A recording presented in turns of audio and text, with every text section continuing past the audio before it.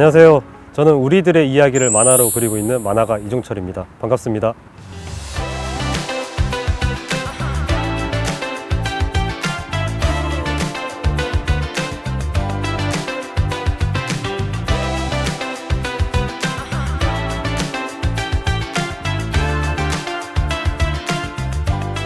제가 그리는 만화는 뭔가 허구라든지 가상의 이야기가 아니라 우리 이야기, 그러니까 우리 이웃들의 이야기, 그리고 현실의 이야기들을 저는 만화로 이렇게 담아내고 있습니다. 제가 경험했던 이야기라든지 아니면 제 주변 사람들, 그리고 제가 일했던 일터에서 만났던 사람들의 이야기를 드라마 형식으로 해서 그들의 이야기를 통해 그 현장을 이야기하고, 그리고 우리 사회를 이야기하는, 그리고 또 한편으로는 우리 사회의 구조, 시스템에 대한 어떤 문제점, 이런 것들을 함께 지적하는 그런 이제 작업들을 하고 있죠.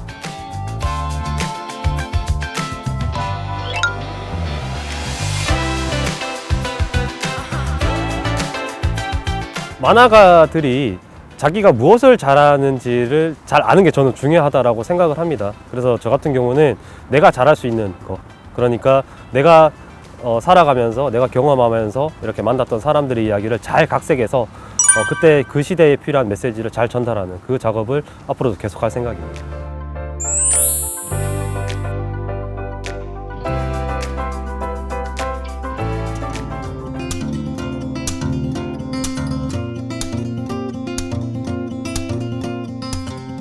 어렸을 적 만화 속에 파묻혀서 행복했던 기억들 다들 있으시죠? 여러분들은 어떤 만화를 좀 즐겨 보셨는지 모르겠습니다. 오늘 함께할 동해인은 화려한 기교나 판타지적인 이야기 대신에 소박하고 담담하게 공감을 주는 이야기로 수많은 독자들의 마음을 사로잡고 계신 분입니다. 까대기, 제철동 사람들의 이종철 작가와 오늘 톡톡 동해인 함께 하겠습니다. 작가님 안녕하세요. 네, 안녕하세요. 반갑습니다. 네, 반갑습니다. 최근에도 신작이 나와가지고 많이 바쁘실 것 같은데 네. 좀 한숨 돌리는 중이신가요? 요즘 어떻게 지내세요? 다음 작품을 이제 또 진행을 해야 돼가지고. 벌써요? 네, 제철동 사람들을 이제 8월 말에 출간을 했는데, 네. 그러고 나면은 좀 한 달 정도는 쉬어야겠다라고 이제 생각을 했었는데, 좀 쉬다 보니까 다시 또 만화가 그리고 싶더라고요. 오. 네, 그래서 기존에 써놨던 원고라든지 뭐 시나리오 이런 것들을 검토하면서 또 차기작 준비하고 그렇게 지내고 있습니다. 포항이 고향이시죠? 네, 포항이 고향입니다. 근데 지금은 서울에 사시는 걸로 제가 알고 있는데 네. 그러면은 이제 가끔 고향을 이렇게 방문하시는 거잖아요. 네, 지금 부모님께서 포항에 살고 계시기 네. 때문에 네, 포항에 이제 자주 이제 방문하고 있죠. 그 8월에 신작이 나와서 네. 그 얘기부터 좀 여쭤보고 싶은데 제목이 제철동 사람들. 네, 그 제목의 제철동이 포항에 있는 그 제철동인가요? 네, 맞습니다. 이게 자전적인 이야기인가라는 또 짐작을 해볼 수도 있겠는데 어떻게 이런 제목으로 작품을 하게 되신 거예요? 동기가? 웹툰이라든지 만화를 보실 때 뭐 판타지 만화나 어떤 허구의 이야기의 만화들을 많이 보실 거예요. 근데 저 같은 경우는 제가 이제 제 경험을 바탕으로 한 그런 이제 자전적인 이야기들을 이렇게 좀 주로 풀어내는 그런 이제 작가이거든요. 그래서 제철동 사람들 같은 경우에는 실제로 저희 부모님이 제 나이 7살 때부터 제철동에서 식당 장사를 하게 됐고, 그리고 거기서 제가 이제 식당 아들내미로 불리면서 지내면서 주변을 바라봤던 그런 이야기들을 이제 담고 있어서, 그래서 예, 제철동 사람들, 그리고 이제 제철동 포항의 이야기입니다. 그러면 실제로 작가님께서 경험해 온 이야기를 바탕으로 네, 각색을 해서 각색을 좀 해가지고 뭐 어렸을 때부터 내가 언젠가 어른이 되면은 이 이야기를 작품으로 남겨야지 이런 생각 하신 거예요? 초등학교 한 3, 4학년 때부터 그 단짝 친구가 그때 당시에 일본 만화를 굉장히 잘 그렸었어요. 그 뭐 드래곤볼이라든지 슬램덩크라는 작품이 있는데, 그때도 그게 되게 유행이었고. 네네네. 그걸 보면서 저도 이제 이 친구처럼 잘 그리고 싶다라고 해가지고 만화를 이렇게 따라 그렸었는데, 시간이 지나면서 뭔가 내가 제철동에서, 그리고 식당 아들내미로서 자라오면서 내가 식당에 자주 오는 단골 손님들, 그러니까 포스코 노동자라든지 아니면 식당에서 일하시는 뭐 종업원들의 이야기라든지 아니면 내 이웃들의 이야기를 이분들의 이야기가 만화가 되진 않을까, 그리고 이분들의 이야기가 참 재미있고 한편으로는 또 서글프기도 한데 이거는 만화 작품이 되지 않을까라고 이제 생각을 했었었고요. 근데 그게 만화가 되는지 그리고 안 되는지 이런 것들에 대해서 갈등하고 고민하고 공부하고 그러다가 조금은 좀 늦은 나이, 제가 생각했을 때 좀 늦은 나이에 이렇게 이제야 이제 좀 만화로서 독자들에게 보여줄 수 있게 됐죠. 제철동 사람들 같은 경우에는 작가님이 어렸을 때 경험을 했던 어린 시절 추억, 네. 본인이 보고 경험했던 것들을 좀 나열한 이야기라고 생각을 하면 되나요? 네, 제초동 사람들은 저의 자전적인 이야기를 주인공 강희라는 그 친구의 이야기로 해서 그 친구의 성장기를 담고 있습니다. 부모님이 식당 장사를 하고 뭐 다른 장사를 하면서 이제 생활하는 이야기, 그리고 이제 주변의 이웃들의 이야기를 담고 있거든요. 그래서 거기에는 유년 시절의 어떤 경험, 그리고 뭐 흔히 우리가 자전적인 이야기를 봤을 때 어떤 뭐 재미난 경험 뭐 이런 것들뿐만 아니라 또 한편으로 살면서의 어떤 서글픈 부분이라든지 아니면 서러운 부분이라든지 뭐 이런 것들도 담고 있는, 보통 이제 많은 만화가들, 작가들이 자기의 유년 시절 이야기나 아니면 자기의 어떤 자전적인 이야기를 많이 이제 하려고 한다고 생각을 해요. 그래서 저 또한 그것을 어릴 때부터 계속 생각을 했었던 거는 그 제철동이 가지는 지역의 특색이 있다라고 저는 생각을 합니다. 그게 왜 그러냐면은 제철동이 행정 지명인데 그 포항제철과 그리고 주변에 있는 동네들을 합쳐서 부르는 이름이 바로 제철동이거든요. 근데 실제로 제가 살았던 동네는 인덕동, 지금 이제 인덕동이라는 곳에 저희 부모님 식당 장사를 하셨는데 큰 포항제철 공단이 있고요. 그리고 거기에 일하시는 노동자들이 있고, 그리고 그들을 상대로 하는 식당 장사를 하시는 분들이 있고, 농부들 가족도 있었고, 그리고 또 시장 상인들도 있었고, 그러다 보니까 삶의 다양한 모습을 굉장히 작은 마을에서 이렇게 두루 볼 수 있어서 그런 것들이 참 그림으로 담고 싶다, 만화로 담고 싶다라는 생각도 많이 했었죠.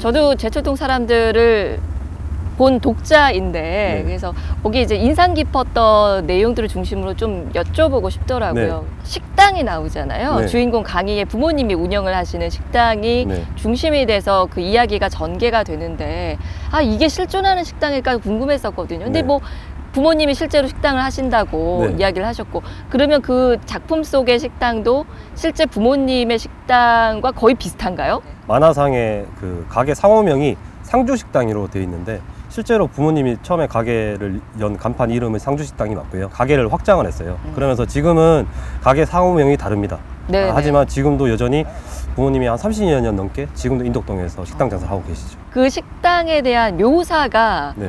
굉장히 그 자세하게 설명이 되어 있어서 이거는 실제로 이거 보고 경험한 게 아니면 이렇게 표현을 할 수 없겠다라는 생각을 저는 좀 했었거든요. 네. 이 식당에 가고 싶다라는 네. 생각도 네.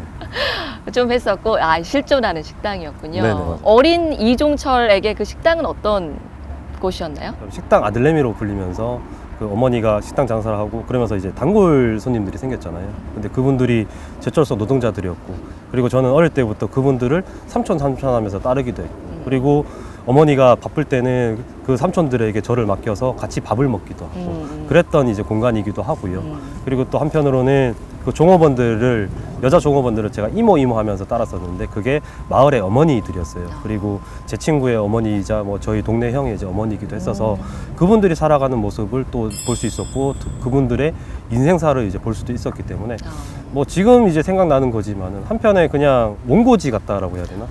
여기서 어떤 이야기가 나올지 모르는, 그래서 이제 흰 여백에 있는 그 무궁무진한 이야기가 나오는 그런 이제 공간이 또 식당이기도 했었죠, 저한테는. 그리고 또 작품을 보다 보면 많은 등장인물들이 나오는데 특히 어머니, 네.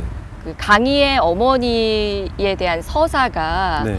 이 작가가 굉장히 공을 들였다라는 느낌이 들었어요. 네네. 작가도 아무래도 여러 캐릭터들을 표현을 하면서도 애정이 가는 캐릭터가 있을 텐데 그게 네. 어머니가 아닐까라는 생각이 들었었거든요. 네. 제철동 사람들이 어떻게 보면은 그 포스코 인근에서 그 제철동을 만들어내고 그리고 이제 지켜내는 그 사람들의 이야기가 이제 주로 저는 담겨 있다라고 생각을 해요.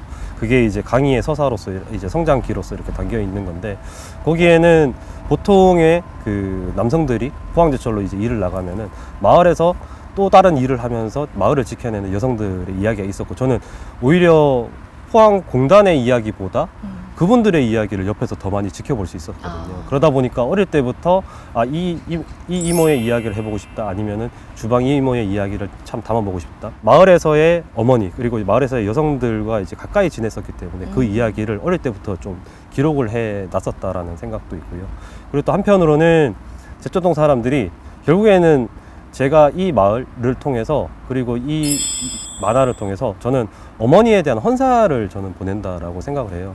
그게 실제로 저희 어머니가 가족을 먹여 살리기 위해서 7살 때부터 지금까지도 식당 장사를 하고 있고, 그러면서 이렇게 어떻게 보면은 자기의 몸이 많이 달았음에도 불구하고 단골 손님이 생기고, 그리고 가족을 지켜야겠다는 마인드로 지금도 이제 성실하게 살고 계시거든요.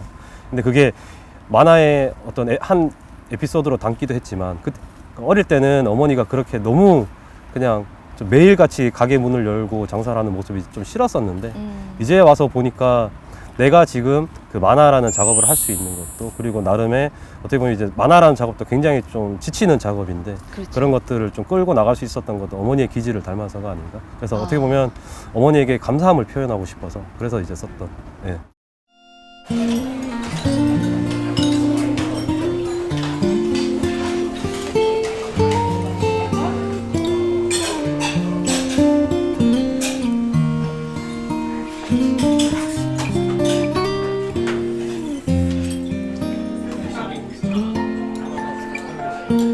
제가 한 10년에서 한 15년 정도 된 것 같습니다. 실제로 온 거는. 김치찌개는 이쪽 지역에서도 가장 또 유명하다 보니까 그래가지고 자주 오게 됐습니다.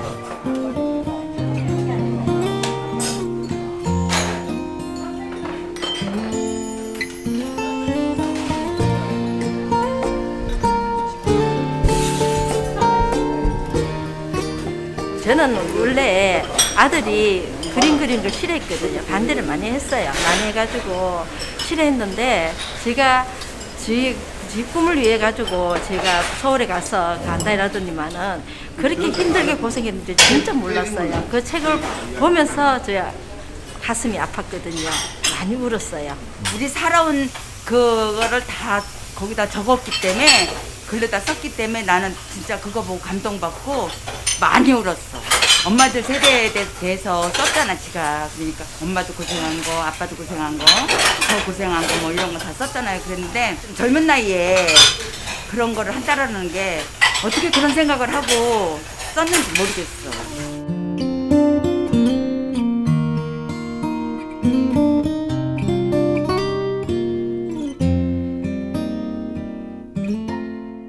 강희가 조금 성장을 해서 일용직 근로자로 아르바이트를 하는 네. 그런 에피소드가 있는데, 네. 안전사고를 조금 이렇게 겪는, 그리고 다른 근로자들의 그 사고를 목격하는 네, 네. 것들, 일을 하면서 그 불안함, 공포, 네, 네, 이런 네. 것들을 느꼈던 감정들을 세심하게 표현을 한 그런 부분이 있었는데, 네. 이게 실제로 우리 사회에 있는 현실이잖아요. 네네. 예. 그 에피소드는 뭐 이렇게 좀 강하게 어필하고 싶은 메시지가 있었던 부분일까요? 제가 제철동을 바라봤던 것처럼 이게 하나의 어떤 대한민국을 보여주는 그런 이제 마을의 이야기라고 생각을 했었어요.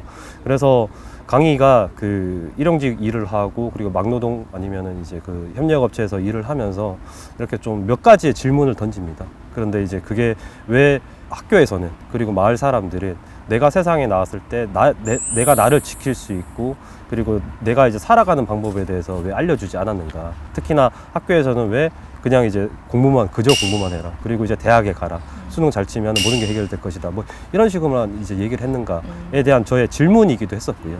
그리고 또 한편으로는 강희가 실제로 이제 일을 하면서 상처를 받고 하면서 내 몸은 내 스스로 지킬 수밖에 없구나 라고 하면서 이렇게 스스로 공포감에 휩싸이면서 일을 하는 경우가 많습니다. 근데 그런 것들을 통해서 특히나 우리 사회에 있어서의 어떤 청년들의 그 일하다가의 노동의 죽음 있잖아요. 네네. 예를 들어서 구의역 김군이라든지 많죠. 김용균 노동자라든지 그분들이 일을 하면서, 혼자 일을 하면서 느꼈었을 그런 이제 공포들을 좀 담고 싶기도 했었었고요. 아, 예, 그렇게 그렇구나. 좀 그런 이제 세 가지 에피소드를 이제 담아냈었던 거죠.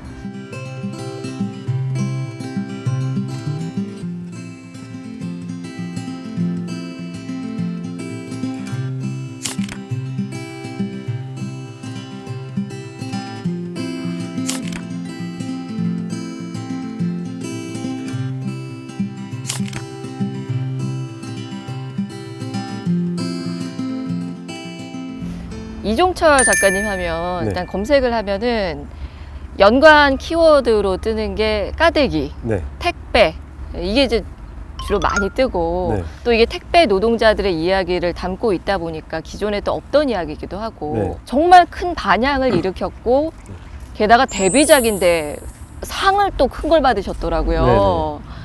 오늘의 우리 만화상인가요? 네네, 맞습니다. 예. 오늘의 우리 만화상 같은 경우는 한 해 가장 좋았던 작품을 이제 5점 정도를 이제 심사를 통해서 선정을 합니다. 그래서 문화체육관광부 장관상이기도 하고요. 예, 그리고 이제 수많은 이제 만화가 협회에서 이제 몇 번의 이제 심사를 거쳐서 선정하는 작품이기 때문에 어떻게 보면 한국에서 만화를 그리는 웹툰을 그리는 만화가들에게 가장 좀 명예로운 상이라고 볼 수도 있죠. 그 까대기라는 작품이 그 우리가 흔히 보는 웹툰처럼 연재했던 만화가 아니기 때문에 떡하니 단행본으로 출간을 한 형태라서 그러니까요. 이전엔 저는 이제 무명 작가였었고 그러다 보니까 과연 이게 반응이 있을까라고 생각을 했는데 출간하자마자 정말 이제 좋은 반응을 얻었었고 그리고 그 해에 이제 상도 받게 되면서 아, 내가 생각했던 이야기 그리고 내가 풀어내고 싶었던 어떤 만화가 세상에 필요하고 그리고 할 수 있는 이야기구나라는 것 그런 것들이 가장 큰 선물이기도 하죠. 일단 이 까대기라는 작품이 택배 노동자들의 이야기다 정도는 많이 알려져 있는데 네네. 까대기라는 용어 자체는 그렇게 우리가 평소에 쓰는 단어는 아니어서요. 네. 까대기가 뭔지도 좀 간략하게 설명을 부탁을 드리고 네. 어떤 내용을 담고 있는 작품인가요? 까대기라는 단어는 그 택배 현장에서 택배를 화물차에 싣고 그리고 택배를 화물차에서 내리거나 아니면 나르는 이렇게 뭔가 택배를 운반하는 일을 이제 보통 까대기 아니면 까대기 친다라고 이렇게 얘기를 합니다. 그래서 제가 실제로 포항에서 나고 자라고 그리고 이제 지방에 이제 미대를 졸업하고 난 다음에 당시에는 그 웹툰이라든지 이런 뭐 SNS가 없었기 때문에 뭔가 내가 만화가가 되고 싶은데 뭔가 포항에서 이렇게 다부럽기가 쉽지가 않더라고요. 그래서 좀 무작정 서울로 상경하게 됐고 당장에 이제 서울에 올라가면은 그 생계가 해결되는 게 아니잖아요. 그렇죠. 그리고 만화가로서 길이 열리는 게 아니고 그래서 제가 좀 뭔가 그 하루에 8시간, 10시간 일이 아니라 하루에 좀 이제 짧은 노동을 하면서 내 생계를 책임져 줄 수 있는 일이 뭐가 있을까. 그리고 나서 퇴근하고 난 다음에 내가 만화 작업을 좀 해보고 싶다라는 그런 생각이 있었어요. 그래서 좀 일을 찾아보니까 까대기라는 택배 상하차 아르바이트 그 아르바이트가 있더라고요. 그래서 그거를 좀 생계를 해결하기 위해서 시작을 했는데 그게 제가 만화 까대기를 그렸을 때 횟수로 세보니까 제가 6년 가까이 까대기 알바를 하면서 택배 이야기를 이제 좀 만화로 기획을 했더라고요. 그래서 어떻게 보면은 까대기라는 단어가 택배 현장에서 택배 상하차이기도 하지만은 네. 저에게 있어서는 20대 후반과 30대 초반을 가장 잘 드러내는 단어가 또 까대기이기도 한 거죠. 그러면 작품 속에는 그 까대기를 하는 네. 노동자들의 이야기가 담겨 있는 건가요? 까대기라는 작품에는 일단은 그 조로 대변되는 이바다라는 주인공을 통해서 서울에 상경을 하고 그리고 이제 까대기 알바를 하게 됐다. 그리고 이제 그 이바다의 시선으로 해서 같이 까대기를 하는 동료들의 이야기라든지 아니면 택배 지점에서 택배 일을 하는 택배 기사들의 이야기 그리고 택배 지점장의 이야기 그리고 택배를 물류센터에서 지점으로 이제 밤새 졸음을 참아가면서 운전하는 화물차 기사의 이야기 등등 해서 까대기 이야기는 그 해 봄에서부터 다음 해 봄으로 이야기가 끝이 납니다. 그래서 택배 현장 안에서 1년이 어떻게 지나가는지 그리고 택배 현장에서 어떤 사람들이 살아가는지 그리고 우리가 하루라는 그 짧은 시간 안에 택배를 받아볼 수 있을 때 얼마나 많은 수많은 사람들의 노동이 묻어 있는지 이런 것들을 이제 보여주는 만화죠. 6년이면 네. 정말 짧지 않은 기간인데 네, 처음부터 내가 이렇게 6년 동안 해야지 하고 시작한 건 아니실 거 아니에요? 전혀 아니죠. 근데 어떻게 계속 하셨어요? 처음에는 까대기라는 알바가 저에게 있어서 생계수단에 불과했어요. 그리고 그러다 보니까 가서 인사하고 제 할 역할만 하고 다시 퇴근을 하고 뭐 그 생활을 계속 이제 반복을 했었었고 그리고 이 까대기라는 단어가 실제로 저에게 어감이 그렇게 좋지 못했어요. 제가 현장에서 사람들이 저를 부를 때 어이 까대기 삼촌 이런 식으로 많이 부르더라고요. 저의 이름을 부르는 게 네네네. 아니라 그래서 좀 어감도 좋지 않고 해서 마치 저를 무시하는 듯하게 들려서 좋아하진 않았었는데 그래서 처음에는 이 말이 우리가 막노동을 이야기할 때 일본에서 온 말이 노가다처럼 일본에서 온 말이 아닐까라고만 이제 짐작을 했었습니다. 그런데 만화 까대기 원고 작업하면서 좀 찾아보니까 우리 국어사전에 가대기라는 단어가 있더라고요. 그 가대기라는 단어가 쌀 가마니를 부둣가에서 나르는 일 이런 것들을 가대기라고 이제 하는데 이 가대기가 세월이 변하면서 이제 된 발음이 붙어서 까대기가 됐구나라는 작가로서 짐작을 하게 돼서 그래서 이제 까대기라는 제목을 쓰게 됐던 거죠. 이 택배 아르바이트가 그 일명 그 지옥의 알바라고 네네. 가장 힘든 아르바이트 중에 하나라고들 이야기를 하는데 저 같으면은 내가 돈 때문에 이걸 하면서도 아 이걸 내가 작품으로 만들어야지 이걸 아름답게 내가 세상에 보여줘야지라는 생각까지는 못할 것 같거든요. 너무 힘드니까. 근데 그 힘든 일을 하면서 내가 이거를 어떤 기록으로서 작품으로 만들어야겠다는 생각을 그때 이미 하신 거예요? 일을 하시면서? 처음에는 생계수단에 불과했다가 좀 시간이 지나고 나니까 자연스럽게 그 안에서 사람과의 관계가 생기잖아요. 그렇죠. 그래서 만화에 등장하는 50대 중반의 우아저씨라는 분과 정말 그 아들 아버지처럼 이렇게 또 지내기도 했었고, 그리고 어떤 택배 기사님들 같은 경우에 저와 친해져서 기사님이 저한테 그 택배 배송하는 일을 도와주면은 저녁에 밥을 사주겠다, 술을 한잔 사주겠다라고 하기도 하고, 어떤 택배 기사님 같은 경우에는 자기 아들이 어벤져스 캐릭터를 되게 좋아하는데 그걸 너가 그려주면은 내가 밥을 한번 사주마, 뭐 이런 식으로 자연스럽게 관계가 생기다 보니까 아, 이 택배라는 풍경에, 이 택배라는 배경에 하루하루 살아가는 사람들, 주인공의 이야기를 한번 만화로 담아봐야겠다라고 일을 하면서 이렇게 좀 생각을 하게 됐었죠. 보통 뭐 드라마나 영화나 혹은 뭐 소설이나 이런 것들도 작가들이 기획을 할 때 보면 네. 이제 작품을 하기 위해서 그 사전 취재, 조사 차원에서 직접 그 일을 경험하기도 하고 네네. 그러잖아요. 그런 이유에서 이 일을 시작하셨을까? 음. 아니면 이걸 하시다가 거기서 영감을 얻으신 걸까? 이제 그게 궁금했는데 네. 전자는 아니네요. 네, 그렇죠. 아, 그러니까 의도한 것은 아니었으나 네. 하면서 거기서 어떤 이야기들을 작가의 눈으로 또 발견을 하시고 네. 까대기도 그렇고 이번에 신작 제철동 사람들도 그렇고 뭔가 그 살아가면서 얻어지는 이야기들이 있는 것 같아요. 네. 그래서 그때 이제 내가 이 이야기를 충분히 담아낼 수 있는 기량이라든지 자질 이런 것들을 갖추는 것도 중요 이제 하겠지만, 뭔가 어떻게 보면 이전에 지금까지의 두 작품은 살아가다 보니 만나게 되는 이야기, 그리고 얻어지는 이야기들을 제가 만화로 풀어낸 작품인 거죠. 그렇군요. 네.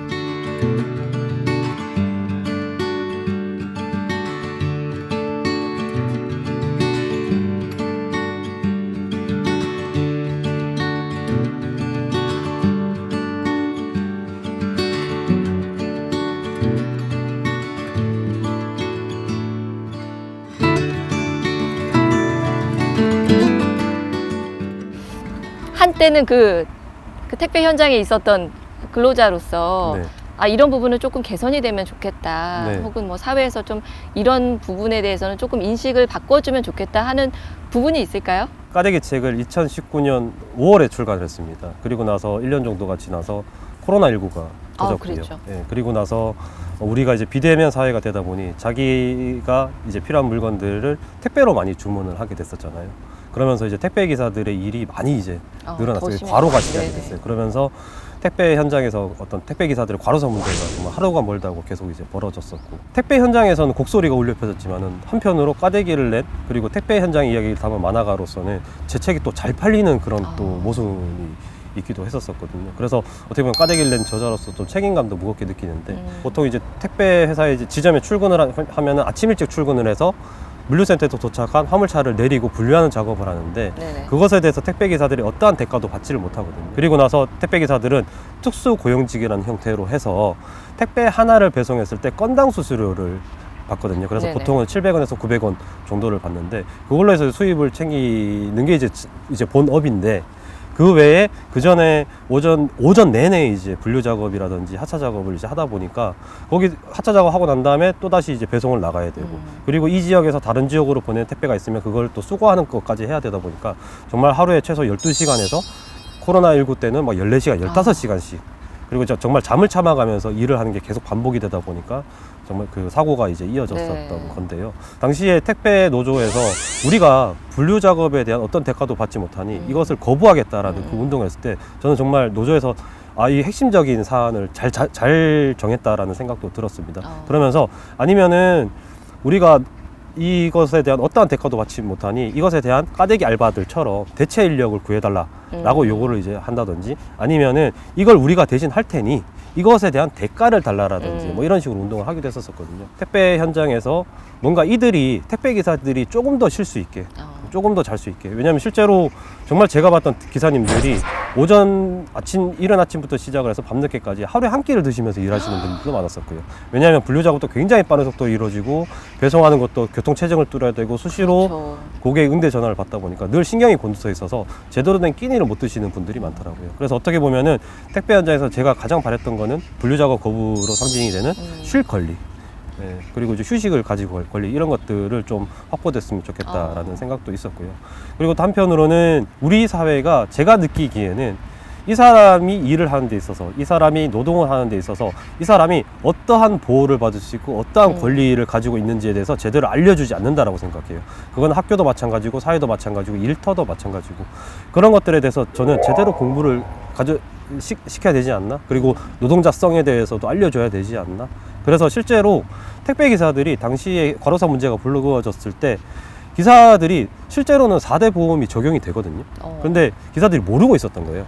왜냐하면 회사나 지점에서 알려주지 않았기 때문에. 그래서 어떤 택배 기사님 같은 경우는 자기의 동료가 사망을 했는데 이 동료가 힘들어 했을 때 우리에겐 이러한 권리가 있다라는 것을 미리 알았더라면 진작에 알려줬을 텐데 이 친구가 죽지 않게 이제 했을 텐데 라는 그렇게 하면서 인터뷰하면서 우는 장면 이런 것들을 보기도 했었거든요. 그래서 저는 알려줘야 된다라고 생각합니다. 알려야 된다라고 생각하고요. 예.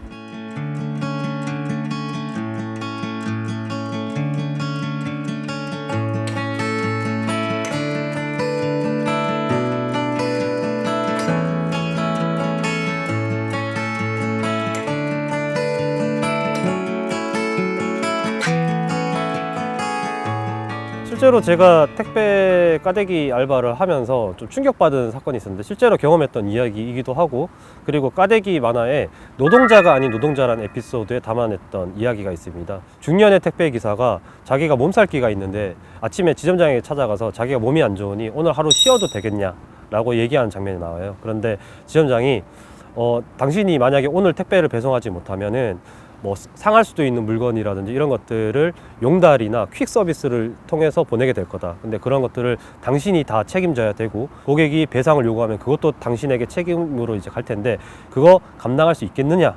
라고 이제 얘기를 합니다. 그랬더니 그 중년의 기사가 겁을 먹고는 분류 작업을 하다가 몸살기가 너무 심해져서 쓰러지는 장면이 나오는데 실제로는 젊은 택배 기사님이 40kg짜리 쌀을 들다가 허리를 부여잡고 쓰러지는 상황이었거든요. 저렇게 40kg짜리 쌀을 들다가 쓰러졌다라면은 한 달은 꼼짝없이 병원에 누워 있거나 치료를 받아야겠구나라고 생각을 했는데 다음날 출근했더니 그 기사가 허리에 복대를 찬 채로 출근을 했더라고요. 우리는 택배 회사에 고용된 시스템이 아니라 환경이 아니라 내가 택배 하나를 배송했을 때 건당 수수료를 받는 시스템이다. 그래서 내가 택배차를 가지고 개인 사업자를 내면은 택배 회사가 나에게 일을 맡기는 형태, 그러니까 위탁받는 형태로 해서 일을 한다. 그런데 거기서 이 택배를 배송하다가 이 사람처럼 다친다거나 아니면 택배가 상해서 파손이 돼서 배상을 해줘야 된다거나 이런 상황이 생기면은 그러한 모든 책임들이 택배 기사에게 가는 경우가 되게 많더라고요. 그러면 개인 사업자니까 내가 일하고 싶을 때 일할 수 있고 쉴 수 있을 때 쉴 수 있는 거 아니야? 라고 생각할 수도 있는데 택배 회사와 어떤 그 계약된 형태이기 때문에 제대로 쉴 수가 없는 거예요. 개인 사업자의 권리라든지 자율성도 없고 그리고 어떤 근로자로서 노동자성을 보호받을 수 있는 어떠한 장치도 없고 그게 어떻게 보면은 제가 택배 현장에서 일을 하면서 이들이 어떤 형태로 일하는지 이들이 어떤 열악한 환경 조건에서 일하는지를 좀 많이 이렇게 좀 담아냈었었죠.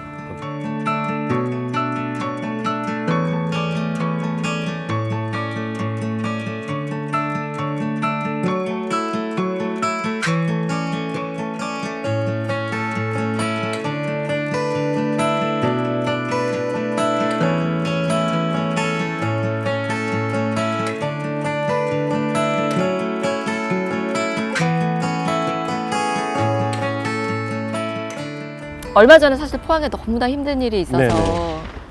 태풍 흰남노로 인해서 지금도 많은 분들이 지금 고통 속에 계시거든요. 네. 제가 얼핏 듣기로는 작가님 가족도 그 피해를 입었다고 이야기를 들었는데 네. 그런 분들께 또 희망이 되는 또 어떤 작업을 준비 중이시라고요. 제초동 사람들이 8월 말에 출간을 하고 나서 제가 그 다음 달에 추석이 껴 있었잖아요. 그래서 만화 작업을 하다 보면 명절에 맞춰서 고향집에 내려오기가 쉽지가 않아요. 그 원고 그렇죠. 작업이 워낙 타이트한 일정으로 있기 때문에. 그래서 이번에 책이 출간했으니 겸사겸사 포항에 내려와서 좀 사람들도 만나고 하면서 좀 쉬어야겠다라고 생각을 했었어요. 그리고 9월 6일에 제가 이제 그 가족들과 같이 있는데 태풍 흰남노가 상륙을 했고요. 아. 그래서 저희 집도 이제 침수가 됐고, 그리고 제가 어머니 아버지를 모시고 대피하는 과정도 있었고, 예. 그리고 나서 정말 제가 일단은 모든 활동들을 다 이제 좀 양해를 구하고 좀 멈추고 나서 한 20여일간 이제 복구 작업을 했고요. 그러면서 한편으로는 저도 제 차가 침수되기도 하고 제가 가져갔던 모든 짐들이 다 침수가 돼서 네. 저 또한 충격이기도 하고 또 가족들이 또 많이 상처를 받기도 했지만은 또 한편으로 그 복구 작업을 진행하면서 아, 내가 제철동 사람들을 쓴 저자로서 이 태풍의 이야기, 흰남노의 이야기, 그리고 수해의 이야기를 한번 해볼 수 있겠다라는 생각이 들더라고요. 그래서 이런 이야기들을 제가 좀 어느 정도 취재를 하고 공부를 하고 또 내 경험을 바탕으로 이야기를 하다 보면 충분히 좀 독자들에게 전할 수 있지 않을까. 그리고 기후 위기, 기후 변화라고 해서 어떤 것도 지금은 이제 안전하지가 않잖아요. 그렇죠. 그리고 우리 포항도 언젠가는 또 태풍이 또 몇 번에 또 올 수도 있고 큰 피해를 받을 수 있었을 때 그때 어떻게 보면 그들이 조금 더 스스로를 지킬 수 있게 그리고 좀 지자체가 이렇게 좀 잘 이렇게 좀 정비할 수 있게 그런 메시지를 전하는 만화를 그릴 수 있지 않을까 해서 그 수해 이후로 지금 현재 그 태풍의 그 흰남노 네. 수해에 관한 이야기를 이제 좀 만들고 있고요. 제가 수해 과정에서 실제로 제가 가족들과 같이 대피를 했을 때 비에 홀딱 젖어 있는 저희에게 이웃들이 뭐 자기의 옷을 주기도 하고 따뜻한 차를 갖다 주기도 하고 그리고 친구들 그리고 주변 마을 분들이 서로를 이렇게 보드담으면서 상처를 취해가는 그런 과정들을 이제 봤었거든요. 네네. 그래서 그렇게 좀 수해라는 재난 상황에서도 좀 온정이 오가는 사람의 이야기들을 충분히 담을 수 있겠다라고 해서 지금 기획하고 있고 열심히 글 작업하고 있습니다. 작가님께서도 이번 흰남노 태풍 피해를 네. 입은 피해자 중에 이제 한 분으로서 아마 고향인 이 시민 여러분들 지금도 좀 힘들어하고 계신 분들 많이 계신데 네. 전하고 싶은 말씀이 있으실 것 같아요. 방송 통해서 한번 전해주시죠. 지난 9월이 힘들었었고 그리고 또 좀 울기도 많이 울었었고 좀 했었었는데 아마 지금 저보다도 더 저는 이제 감히 이제 상상도 없을 정도로 힘들어하는 분들이 많을 거라고 생각을 해요. 그래서 제가 포항 시민들이라든지 뿐만 아니라 우리 사회를 함께 살아가는 사람들에게 저자로서 꼭 전하고 싶은 메시지가 있었는데 그게 까대기 만화에 제가 한 에피소드의 제목이기도 했고요. 그리고 작가의 말에 다시 한번 강조해서 했었던 이야기이기도 합니다. 화물차 안에서 택배 박스들을 이제 까대기 하차하는 작업을 하고 있다가 한 번은 땀을 뻘뻘 흘리면서 택배 박스들을 쳐다봤어요. 그랬더니 거기에는 수많은 당부의 문구들이 있더라고요. 뭐 던지면 깨져요, 부재시 경비실에 맡겨주세요, 당일 배송 요망, 뭐 이런 등등의 그런 것들을 보면서 아, 저런 수많은 당부의 문구가 상품이나 택배가 아니라 사람에게 적용되는 그런 사회가 됐으면 좋겠다라는 생각이 들었습니다. 그래서 내가 택배만을 그리게 된다면 꼭 이 메시지를 전해야지라는 그 문장이 있었는데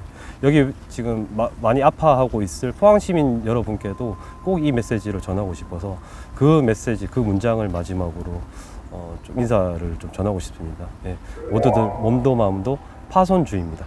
네.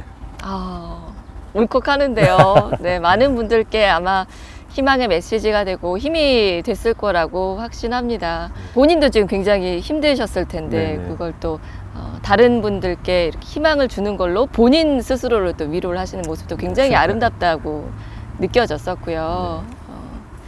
이렇게 또 판타지 이야기가 요즘 굉장히 인기를 끌고 있는데 그 속에서 우리들의 이야기를 만화로서 풀어내 주시는 작가님 앞으로도 이제 우리들의 이야기를 계속 해 주실 거잖아요. 네네. 네. 많이 기대하도록 하겠습니다. 네. 포항이 낳은 이종철 작가 앞으로 더 많은 분들께 감동의 이야기 전해주시고요. 오늘 말씀 너무너무 의미 있고 좋았습니다. 함께해 주셔서 고맙습니다. 네, 고맙습니다.